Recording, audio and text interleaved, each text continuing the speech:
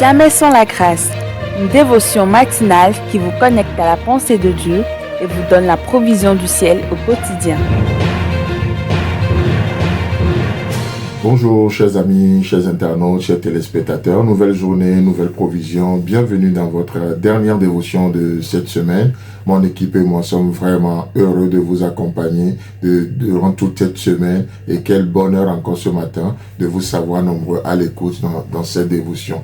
Merci pour vos encouragements en tout cas, ceux qui le font, merci aussi pour que ce soit au travers de vos écrits, mais ceux qui nous appellent également, ceux qui partagent aussi leur compréhension de ce que nous faisons avec nous, ceux qui nous posent aussi des questions sur cette dévotion, de comment ils peuvent nous accompagner, nous aider en cette fin d'année. Vraiment, nous sommes reconnaissants pour vos témoignages, mais également pour vos soutiens. Alors, chers amis, chers internautes, si vous avez à cœur de porter cette émission, parce que pendant toute une année, cette émission, où Dieu, au travers de cette émission, vous a porté, vous a soutenu, alors n'hésitez pas à nous contacter à notre nouveau numéro, plus 33 603 96 99 72. Que Dieu vous bénisse et bienvenue dans cette dévotion.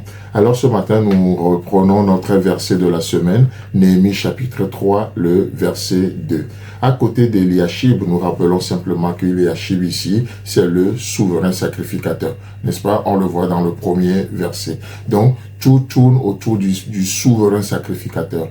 Nous sommes un royaume de sacrificateurs. Dieu a fait de nous un royaume de sacrificateurs, selon Apocalypse chapitre 1, le verset 6. Mais le souverain sacrificateur, il n'y a qu'un seul, et c'est Jésus-Christ lui-même. Voyez-vous, le souverain sacrificateur n'est pas un prêtre, le souverain sacrificateur n'est pas un pasteur, n'est pas un révérend, le souverain sacrificateur c'est Christ.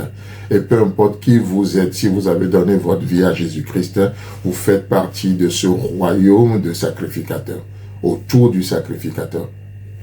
Donc, à côté de Eliashib, nous dirons plutôt ce matin, à côté de Jésus, autour de Jésus. Donc, à côté d'Eliashib bâtir les hommes de Jéricho. Wow! Et ça, ce matin, et bien sûr, nous allons continuer la semaine prochaine. D'accord? Donc, mais à côté d'Eliashib, bâtir les hommes de Jéricho. Les hommes de Jéricho. Est-ce que vous vous rappelez dans la parole de Dieu de ces hommes de Jéricho? On voit que juste à côté de ceux qui œuvraient à la porte des brebis, travaillent les hommes qui sont venus de Jéricho. Or, lorsque nous voyons dans la parole de Dieu, nous voyons que Jéricho était une ville maudite, n'est-ce pas? Ce lieu a été maudit par Josué. Et nous voyons ça dans Josué chapitre 6, le verset 26. Et il est écrit, Josué prononça ce serment solennel. Maudit soit devant l'Éternel celui qui tentera de rebâtir cette cité, de reconstruire Jéricho. C'est au prix de son fils aîné qu'il posera ses fondements et au prix de son fils cadet qu'il fixera ses portes. Alors, non seulement Jéricho était détruite à l'époque, mais Jéricho était maudite. Jéricho détruite, Jéricho maudit. Et on va voir que à l'époque du roi Akab, qu'est-ce qui va se passer? Le roi qui régnait sur le royaume du Nord, sur le royaume du Nord, un homme s'est moqué, un homme va quitter ce royaume et il va se moquer littéralement de cette prophétie ou de cette malédiction prononcée par Josué. Et il va décider d'aller reconstruire cette ville-là de Jéricho. Il va décider de reconstruire la ville. Et ce qu'il va payer très cher. Vous savez, c'est le même principe. Et d'ailleurs, nous voyons que quand cet homme va partir pour reconstruire Jéricho, il va payer effectivement, il va perdre 2 de ses enfants. Il va perdre la vie.